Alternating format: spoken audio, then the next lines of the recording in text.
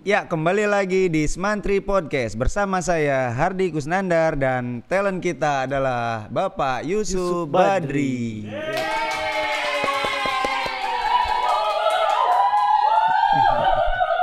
Ramai sekali ya. Meriah ya. Meriah. Oke, Bapak Yusuf Badri ya. Iya betul. Bapak Yusuf Badri itu ngajar di kelas 12 dan kelas 10. Oh, ngajar 2 kelas. Wah, betul, 2 jenjang. 2 jenjang. 2 kelas doang. Kelas A dan kelas B. Kelas A dan B. Oh, jadi ngajar di 2 jenjang. 2 jenjang. Mata pelajaran Matematika wajib. matematika wajib dua-duanya.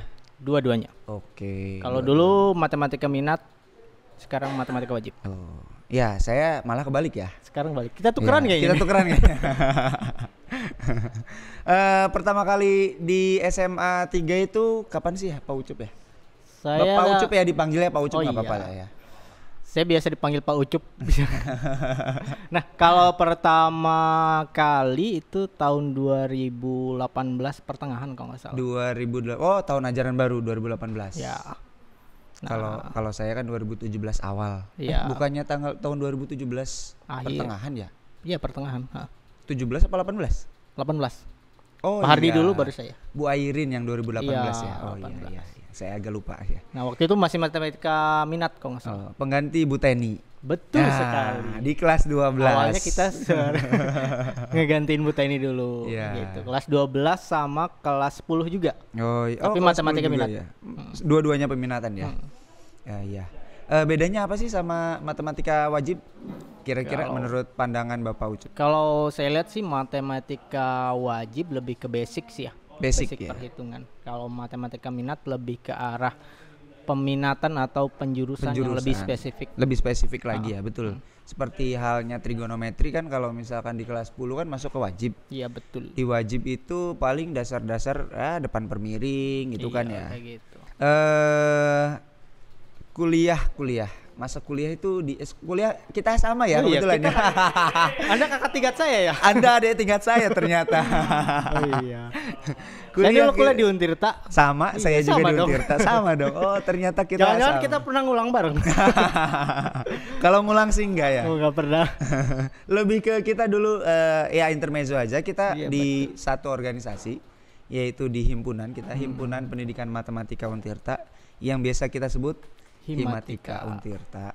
Dan kita kebetulan kuliah lagi ya. Iya, kuliah lagi S2 bareng juga ya. Bareng juga kita sekelas. Sekelas ya.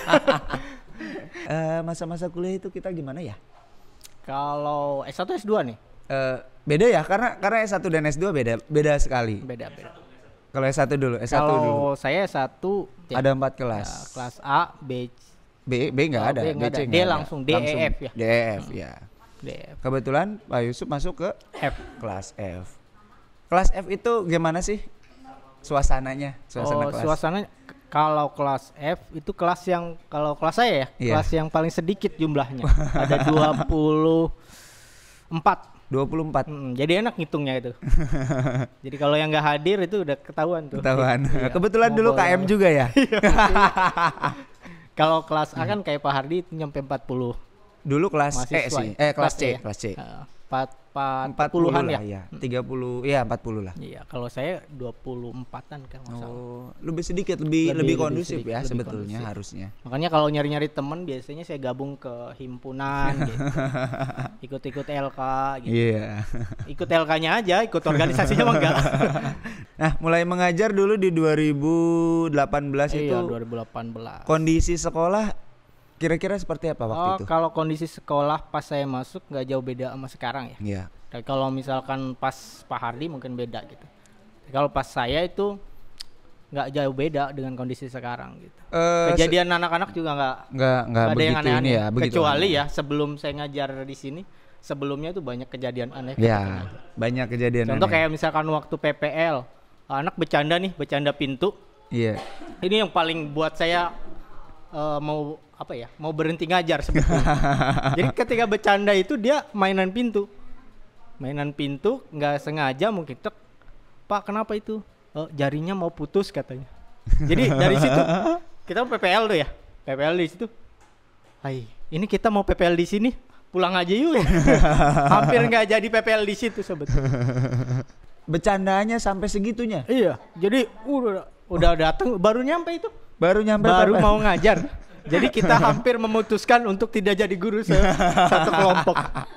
Satu kelompok untuk memutuskan untuk tidak jadi guru gara-gara. Akhirnya ya kalau misalkan setelah dilihat emang background anak-anaknya emang nggak bisa disalahin sih. Banyak yang kayak orang tuanya nggak ada gitu, diurus sama neneknya. Jadi kayak gitu, lebih ke kurang ya ibaratnya bisa dibilang kayak kurangnya kasih sayang dari orang tua. Seperti jadi itu background ya. Kadang-kala kalau kita ngelihat anak nakal ya mesti di ini dulu sih emang. Ya harus dilihat dulu backgroundnya. Selama saya ngajar di SMA 3 saya nggak nemu kayak gitu ya. Main bola di dalam kelas gitu. Saya dulu kalau sebelum sekolah ngajar di sini ya. Iya. Ngajar di sebelumnya itu banyak kejadian gitu. Jadi kalau saya kalau sebelumnya bahkan ada yang pernah naruh permen karet di kursi saya. Naruh permen karet di kursi guru. Iya. Ketika jadi guru ya, PPL atau apa tuh? Udah ngajar itu. Udah ngajar. Di SMP mana? yang berbeda lah. SMP yang berbeda. SMP yang berbeda. Sampai jadi kalau sampai segitu. Jadi saya termasuk orang yang pernah ngajar SD, SMP, SMA, iya. Negeri swasta pernah saya ngajar. Terus pernah ngajar yang umum dan inklusi juga pernah. Oh, lengkap jadi ya? Ya ada pengalaman lah gitu. Ada pengalaman. Walaupun sebelumnya saya pernah memutuskan untuk pengen tidak jadi guru ya. Tapi kan emang dukungan orang tua sih, dukungan orang tua gitu. Yang unik itu tadi ya, kalau kita ngajar anak-anak inklusi. Oh, gimana ABK. itu? Jadi ada beberapa anak yang Enggak, sebelumnya inklusi itu sebetulnya masih banyak pengklasifikasiannya ya. Ngajarnya ngajar formal. Oh, kalau saya kan ngajarnya privat. Kebetulan sama sih inklusi gitu kan. Kalau formal ya, jadi kita mesti kalau misalkan komunikasi ke anaknya, komunikasi anaknya mesti agak berbeda. Oh, gitu. Berbeda dari kebanyakan umumnya gitu. Karena dia punya pola pikir yang unik. Dia kadang-kala merhatiin kita secara detail. Oke. Pernah saya itu pakai baju selalu baju baju muslim, baju koko. Nah anak ini merhatiin. Pak Yusuf nggak punya baju ya kata. Bajunya itu aja. Besok baju koko, sekarang pasti baju koko. Besok lagi pasti baju koko kan. Jadi bahkan ada yang unik itu namanya dulu Mawar. Oh, pas saya ajar sebut itu saja dia Mawar. punya emang emosional yang agak beda, makanya kita komunikasinya lebih hati-hatilah daripada ke umum. Kalau kita dulu bisa marah ke anak yang umum, kalau ke anak inklusi kita marah juga dia nggak ngerti. Oh, inklusinya berarti lebih ke emosional. Biasa ya kayak anak inklusi pada umumnya gitu. Jadi emosinya nggak stabil. Oh, kan jadi ada juga yang agak berat. Tapi gitu kan.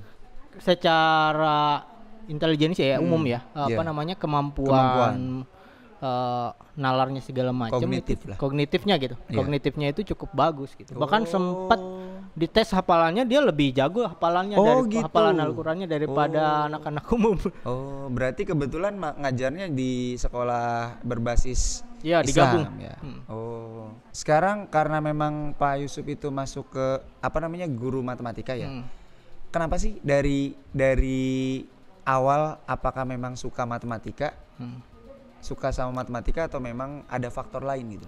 Oke, kalau bicara suka, saya kalau belajar itu suka 3 hal. Pertama pertama tuh fisika. Oh, fisika. Saya lebih suka fisika sebetulnya. Fisika, kedua matematik, dan yang terakhir itu kalau hobi di desain ya. Oh, gitu. Jadi setelah lulus itu sebetulnya saya lebih pingin ke ada 3 pilihan. Ada 3 pilihan itu.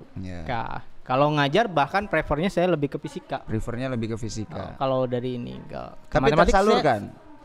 Iya tersalurkan gitu. Meskipun tersalurkan. Jadi kalau misalkan bicara suka, saya juga suka 3 hal itu. Matematik, fisika, dan desain. Tapi kenapa masuknya ke matematika? Ya pertama karena keterbatasan informasi, kemudian informasi perkuliahan, biaya dan dukungan orang tua juga nentuin sih. Jadi kalau background keluarga saya itu sebetulnya Banyaknya guru. Oke. Oh sama berarti. Banyaknya walaupun guru. memang orang tua saya bukan guru, tapi bibi-bibi saya yang ibaratnya sukses dari kalangan guru. Iya. Jadi kalau misalkan dulu saya pas pertama mengambil jurusan itu sebetulnya saya pilih nomor 1 fisika. Oke. Karena desain dan apa ya? Desainnya itu nggak ada.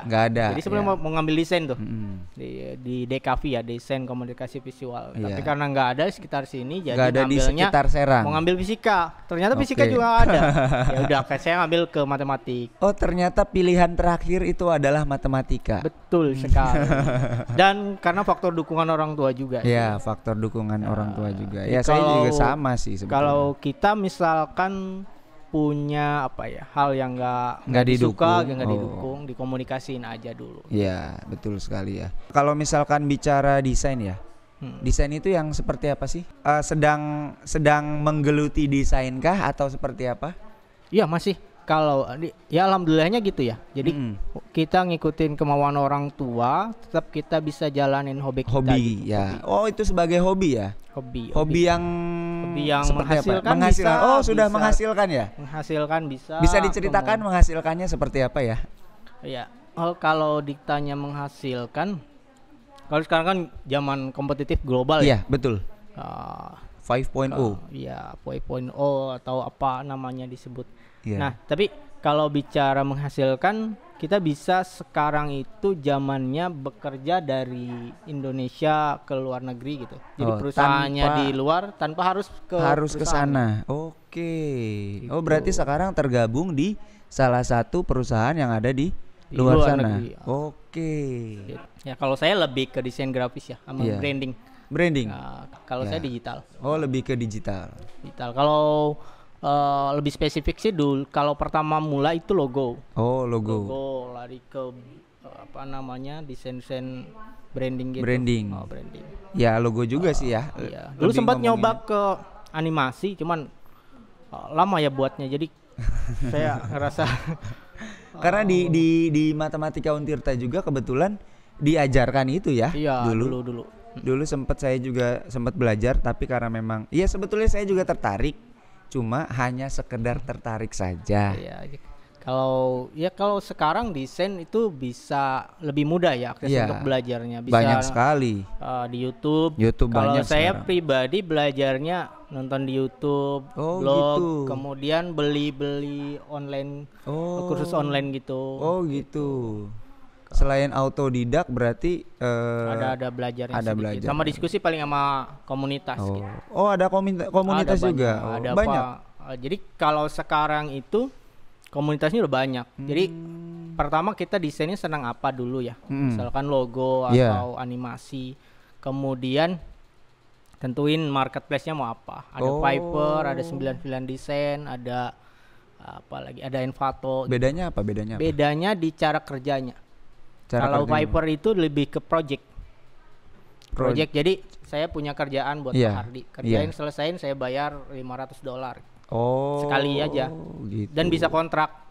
Sistemnya bisa 2. Project sama kontrak. 6 bulan Pak Hardi kerja ya sama saya. Kalau gitu. 99 Desain sistemnya lelang kontes. Jadi saya mau buat logo nih. Logo misalkan SMA 3 podcast. Dibuka. Kayak lomba lah. Iya, gitu. mirip. Cuman lombanya banyak gitu. Kontes. Tapi itu lomba yang dipatenkan. Iya, biasanya di 99 Desain. Gitu. Kayak gitu sih. Kalau misalkan satu lagi itu ada namanya market. Kalau market itu stok. Jadi kita ngejual secara berulang. Misalkan Pak Lutfi mau nyari logo yang temanya rumah. Nah, di situ udah ada, tinggal di-download aja. Gitu. Downloadnya berulang dan sifatnya ya sudah umum gitu. Jadi bisa di-download berulang-ulang oleh orang lain juga. Bisa. Berarti itu nggak dijual dong? Dijual. Cara menjualnya gimana? Kita stok dulu. Iya. Nanti bayaran itu sesuai dengan jumlah download orang lain. Berarti jualnya kayak nggak misalkan langsung? Kayak pernah dengar Shutterstock? Iya. Nah, Shutterstock, Adobe Stock kayak gitu. Itu market. Kalau misalkan, bicara desain grafis itu menarik sekali ya. Luas ya. Ya, luas banget. Kebetulan kan di SMA 3 itu kan ada ya. Sudah ada kan? Ya, School Digital School Digital Design gitu. Ya, dulu awalnya awal ekskul digital design itu sebetulnya saya membuat proposal program kerjanya. Oke. Nah, jadi pas pembagian pembina, nah semua dilihat tuh ternyata ada yang kayak pramuka itu butuh sertifikat pembina. Nah, akhirnya semua program kerja digital design dipegang Bu Airin, saya masuk ke pramuka. Jadi dulu awalnya memang Pak Yusuf yang megang. Iya betul. Sekarang yang megang Bu Airin. Nah. Kalau Pak Ari hobi apanya? Apanya? Hobinya. Hobi saya hobinya sport sih. Sport. Iya. Kalau seni saya mohon maaf ya, agak sedikit kurang. Gambar agak pletot-pletot, tulisan juga begitu gitu kan. Kurang bagus aja gitu dilihatnya gitu kan. Ya mungkin saya sih lebih ke membimbing KSN gitu ya. Kalau di sini kebetulan saya ditugaskan di KSN. Kebetulan saya yang megang dan saya menunjuk Bapak Yusuf sendiri sebagai pembimbing di komputer ya. Ya, TIK ya, TIK. Dari tahun ke tahun kita kalau dari tingkat kota ya lolos. Bagus ya. Iya. Tingkat provinsi berkat emang kita Pak belum Yusuf nih. Wah. Belum bisa nembus gitu. Karena nggak punya pengalaman juga sih. Iya, mudah-mudahan di tahun-tahun ke depan kita nembus ke provinsi tembus ke nasional lah. Kalau Pak Ardi kan bingung ini ya umumnya gitu. Iya, lebih ke umumnya saya. Atau cadangan matematika. Kalau matematika nggak ada ya terpaksa saya. Oke. Ya, harapan dari banyak hal ya. Entah itu harapan desain sendiri atau ngajar fisika atau ngajar matematika, harapannya seperti apa? Oh, harapannya sih kalau sekarang kita lihat kan informasi begitu mudah diakses ya, cepat mudah diakses. Kita harapannya sih anak-anak mampu bertukar informasi gitu. Jadi berdiskusi menggali informasi, jadi membuat kayak kalau misalkan kalau dibilang informasi begitu mudah didapat gitu. Iya, memang jadi mudah sekali sekarang. Punya satu hal yang mereka bisa gali gitu.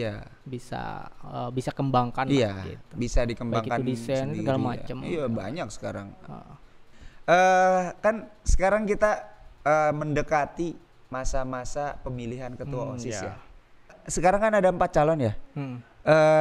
Harapan yang akan menang itu harapannya seperti apa sih, sosok yang seperti apa? Harapannya sih ya bisa membawa SMA 3 OSISnya itu ke arah yang lebih baik gitu. Ke jalan yang benar. Ke jalan yang lurus, tidak jadi pemuda tersesat. Harapannya sih menjadi ini lebih baik lah dari yang sebelumnya gitu. Mudah-mudahan ya. Kayak gitu aja. Kita doakan semoga yang terpilih adalah siswa yang terbaik, siapapun orangnya, berproses menuju SMA Negeri 3 yang lebih baik. Oke, terima kasih Pak Yusuf atas waktunya. Kita bertemu lagi di episode selanjutnya di Smantri Podcast. Terima kasih, sampai jumpa. Wassalamualaikum warahmatullahi wabarakatuh. Waalaikumsalam.